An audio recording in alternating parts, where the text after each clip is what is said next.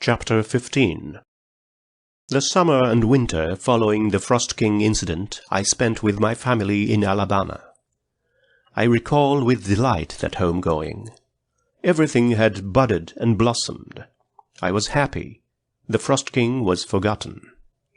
When the ground was strewn with the crimson and golden leaves of autumn, and the musk-scented grapes that covered the arbor at the end of the garden were turning golden brown in the sunshine, I began to write a sketch of my life, a year after I had written The Frost King.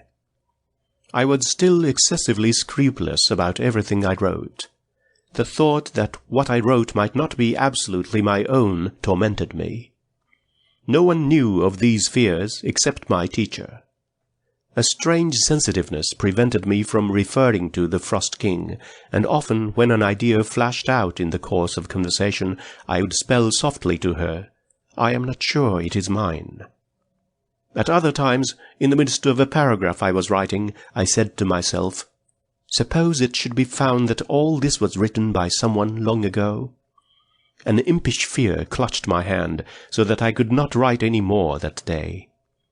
And even now I sometimes feel the same uneasiness and disquietude. Miss Sullivan consoled and helped me in every way she could think of, but the terrible experience I had passed through left a lasting impression on my mind, the significance of which I am only just beginning to understand. It was with the hope of restoring my self-confidence that she persuaded me to write for the Youth's Companion a brief account of my life. I was then 12 years old. As I look back on my struggle to write that little story, it seems to me that I must have had a prophetic vision of the good that would come of the undertaking, or I should surely have failed. I wrote timidly, fearfully, but resolutely, urged on by my teacher, who knew that if I persevered, I should find my mental foothold again and get a grip on my faculties. Up to the time of the Frost King episode, I had lived the unconscious life of a little child. Now my thoughts were turned inward, and I beheld things invisible. Gradually I emerged from the penumbra of that experience with a mind made clearer by trial and with a truer knowledge of life. The chief events of the year 1893 were my trip to Washington during the inauguration of President Cleveland, and visits to Niagara and the World's Fair. Under such circumstances my studies were constantly interrupted, and often put aside for many weeks, so that it is impossible for me to give a connected account of them. We went to Niagara in March 1893. It is difficult to describe my emotions when I stood on the point which overhangs the American Falls and felt the air vibrate and the earth tremble. It seems strange to many people that I should be impressed by the wonders and beauties of Niagara. They are always asking, "What does this beauty or that music mean to you? You cannot see the waves rolling up the beach or hear their roar. What do they mean to you?" In the most evident sense, they mean everything. I cannot fathom or define their meaning any more than I can fathom or define love or religion or goodness. During the summer of 1893, Miss Sullivan and I visited the World's Fair with Dr. Alexander Graham Bell. I recall with unmixed delight those days when 1,000 childish fancies became beautiful realities. Every day, in imagination, I made a trip round the world, and I saw many wonders from the uttermost parts of the earth, marvels of invention, treasuries of industry and skill, and all the activities of human life actually passed under my fingertips. I liked to visit the Midway Plaisance. It seemed like the Arabian Nights. It was crammed so full of novelty and interest. Here was the India of my books in the curious bazaar with its Shivas and elephant gods. There was the land of the pyramids, concentrated in the model Cairo with its mosques and its long processions of camels. Yonder were the lagoons of Venice, where we sailed every evening when the city and the fountains were illuminated. I also went on board a Viking ship, which lay a short distance from the little craft.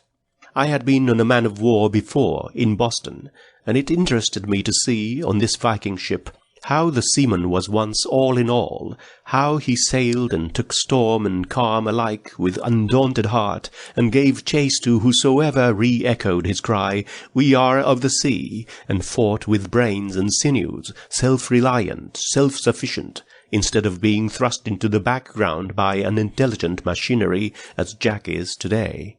So it always is. Man only is interesting to man. At a little distance from this ship there was a model of the Santa Maria, which I also examined. The captain showed me Columbus' cabin and a desk with an hourglass on it. This small instrument impressed me most because it made me think how weary the heroic navigator must have felt as he saw the sand dropping grain by grain while desperate men were plotting against his life.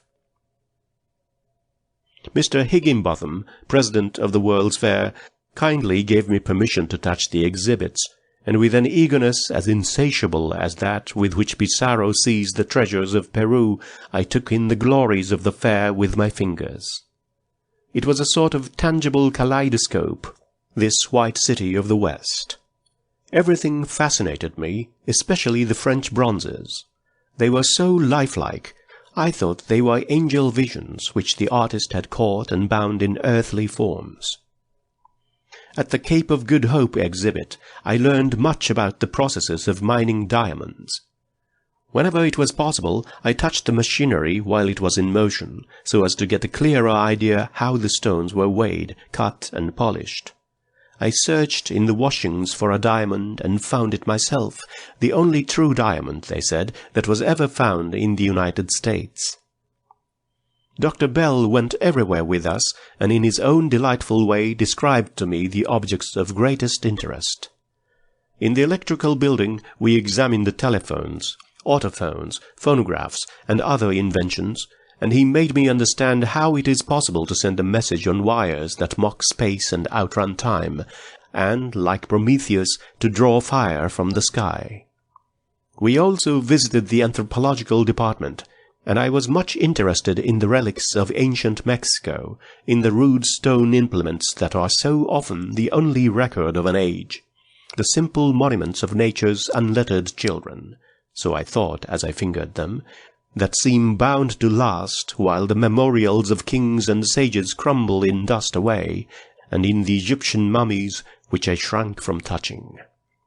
From these relics I learned more about the progress of man than I have heard or read since. All these experiences added a great many new terms to my vocabulary, and in the 3 weeks I spent at the fair I took a long leap from the little child's interest in fairy tales and toys to the appreciation of the real and the earnest in the workaday world. End of Chapter 15. Chapter 16. Before October 1893, I had studied various subjects by myself in a more or less desultory manner. I read the histories of Greece, Rome, and the United States. I had a French grammar in raised print, and, as I already knew some French, I often amused myself by composing in my head short exercises, using the new words as I came across them, and ignoring rules and other technicalities as much as possible. I even tried, without aid, to master the French pronunciation, as I found all the letters and sounds described in the book. Of course, this was tasking slender powers for great ends, but it gave me something to do on a rainy day, and I acquired a sufficient knowledge of French to read with pleasure La Fontaine's Fables, Le Médecin malgré lui, and passages from Athalie. I also gave considerable time to the improvement of my speech. I read aloud to Miss Sullivan, and recited passages from my favorite poets, which I had committed to memory. She corrected my pronunciation, and helped me to phrase and inflect. It was not, however, until October 1893, after I had recovered from the fatigue and excitement of my visit to the World's Fair, that I began to have lessons in special subjects at fixed hours. Miss Sullivan and I were at that time in Halton, Pennsylvania, visiting the family of Mr. William Wade. Mr. Irons, a neighbor of theirs, was a good Latin scholar. It was arranged that I should study under him. I remember him as a man of rare, sweet nature and of wide experience. He taught me Latin grammar principally, but he often helped me in arithmetic, which I found as troublesome as it was uninteresting. Mr. Irons also read with me Tennyson's In Memoriam. I had read many books before, but never from a critical point of view.